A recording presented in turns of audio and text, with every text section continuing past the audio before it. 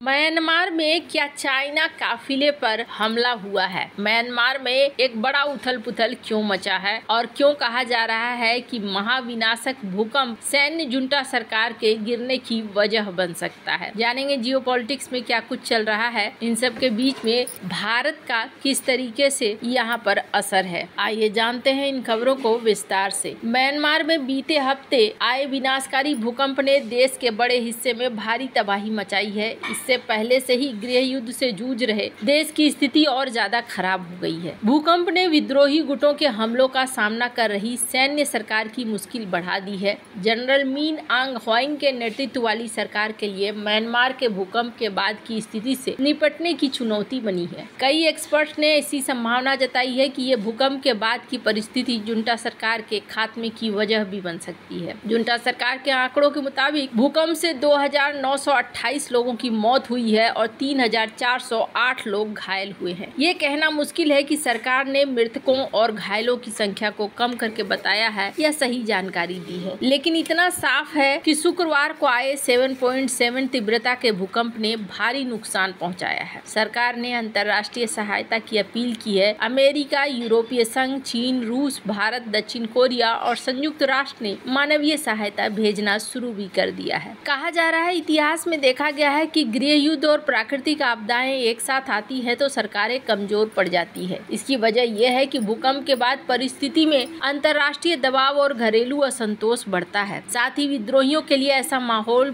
मौके बढ़ा देता है। मांडले और नेपिडा भूकंप से पूरी तरीके से प्रभावित हुए हैं। यहाँ रास्ते टूट गए हैं, जो सशस्त्र विद्रोही समूहों के लिए एक अच्छा मौका है। विद्रोही गुट ने पहले ही यहाँ कई क्षेत्रों पर कब्जा किया है। सुरक्षा विशेषज्ञ एंथनी डेविस का कहना है कि विद्रोहियों का युद्ध ऐसे वातावरण में पनपता है जहां सेना की ऑपरेशन क्षमता और आपूर्ति लाइनें कमजोर हो जाती हैं। सड़कें टूटने से सेना को हवाई शक्ति पर निर्भर रहना पड़ता है, लेकिन ईंधन की कमी में हवाई शक्ति का उपयोग करना मुश्किल हो जाता है। दूसरी ओर विद्रोही स्थानीय लोगों के साथ मिलकर काम करते हैं, खराब इलाकों में भी आसानी से रह सकते हैं। ऐसे में भूकंप प्रभावित क्षेत्र उनकी स्थिति को ज्यादा मजबूत करते हैं। एक्सपर्ट का मानना है कि अगर विदेशी सहायता सैन्य चैनलों को दरकिनार कर स्थानीय संगठनों के जरिए प्रभावित लोगों तक पहुंचती है तो यह भी युद्ध में सरकार की स्थिति को कमजोर कर देती है। तो यहाँ पर खैर जहाँ एक तरफ ये सब कुछ चल रहा है तो वहीं दूसरी तरफ म्यांमार के उत्तरी शान राज्य में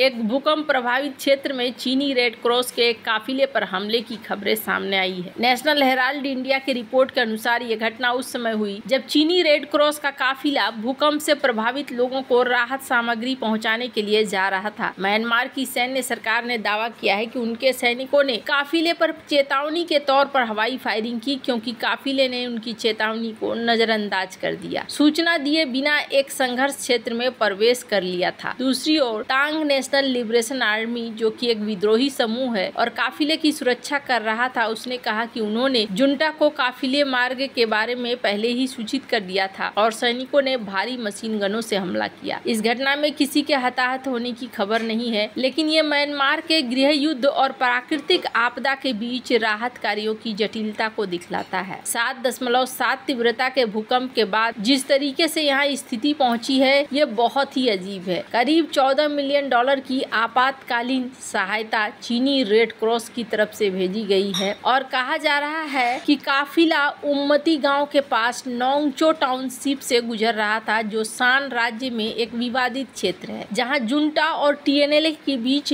लड़ाई चल रही है। जुंटा के प्रवक्ता मेजर जनरल जो मिनतुन ने कहा कि काफिले ने सैन्य अटैची कार्यालय को अपने मार्ग की जानकारी नहीं दी थी, जिसके कारण सैनिकों ने कार्रवाई की। वहीं TNLA का कहना है कि हमले के बाद काफिला नोंगजो में पीछे हट गया और अब इसे मांडले तक पहुंचने की कोशिश कर रहे हैं। चीन के विदेश मंत्रालय ने इस घटना पर प्रतिक्रिया देते हुए कहा कि उनका राहत दल और सामग्री सुरक्षित है। उन्होंने म्यांमार के सभी पक्षों से राहत कार्यों के लिए सुरक्षित रास्ता सुनिश्चित करने की अपील की। यह घटना उस समय हुई जब भूकंप के बाद विद्रोही समूहों ने एक तरफा युद्ध विराम की घोषणा की थी, लेकिन जुंटा ने इसे ठुकरा दिया और सैन्य अभियान जारी रखने का ऐलान किया। संयुक्त राष्ट्र ने भी जुंटा के इस रवैये की निंदा की और इसे पूरी तरीके से अस्वीकार्य बताया। इस तरह की घटना का एक ऐतिहासिक उदाहरण हमें 1942 के बर्मा अभियान के दौरान मिलता है, जब द्वितीय विश्व युद्ध में जापानी सेना ने म्यांमार पर कब्जा कर लिया था उसमें ब्रिटिश और भारतीय सैनिकों के साथ साथ स्थानीय नागरिकों को राहत पहुंचाने के लिए कई काफिले भेजे गए थे, लेकिन जापानी सेना ने इन काफिलों पर हमला कर दिया था, ये दावा करते हुए कि वो सैन्य आपूर्ति ले जा रहे थे। एक खास घटना मई 1942 में रंगून, जो आज के डेट में यांगून कहलाता है, उसके पास एक राहत काफिले पर जापानी विमानों ने बमबारी की थी, जिसमें दर्जनों नागरिक मारे गए थे और राहत सामग्री नष्ट हो गई थी। उस समय भी जैसे आज म्यांमार में युद्ध हो रहा है, मानवीय संकट के बीच राहत कार्यों को अंजाम देना बेहद मुश्किल हो गया था। ब्रिटिश सरकार ने जापान पर मानवता के खिलाफ अपराध का आरोप लगाया था, लेकिन युद्ध की स्थिति में ये हमले जारी रहे थे। 1942 की इस घटना और 2025 की मौजूदा स्थिति में समानता ये है कि दोनों ही मामलों में सैन्य ताकतों ने राहत काफिलों को निशाना बनाया, जिससे प्रभावित लोगों तक मदद पहुंचाने में बाधा आई। उस समय जापानी सेना का मकसद ब्रिटिश प्रभाव को कम करना था और आज म्यांमार की जुंटा विद्रोही समूहों पर कंट्रोल बनाए रखने के लिए ऐसा कर रही है। म्यांमार में चीनी रेड क्रॉस काफिले पर हमला एक बार फिर ये दिखलाता है कि गृह युद्ध और प्राकृतिक आपदा का संयोजन कितना विनाशकारी हो जाता है। 1942 की तरह आज भी राहत कार्यों को सैन्य हितों के आगे कमतर आंका जा रहा है। ये घटना न केवल म्यांमार के भीतर हालात को उजागर करती है, बल्कि अंतर्राष्ट्रीय स्थिति को भी बताती है कि किस तरीके से यहाँ परिस्थितियाँ पहुँच रही हैं। खैर, अब चाइना के ऊपर और भी आरोप लगते हैं। चाइना के ऊपर आरोप लगता है कि चाइना इस समय का इस्तेमाल करना चाहता है और ज्यादा से ज्यादा इस्तेमाल करना चाहता है। चाइना ने तो यहाँ डीप सीक को भी प्रमोट करना शुरू कर दिया है। चाइना ने यहाँ डीप सीक के एप्लीकेशन उतारे हैं ताकि ट्रांसलेशन करना आसान हो जाए और लोगों की बात समझना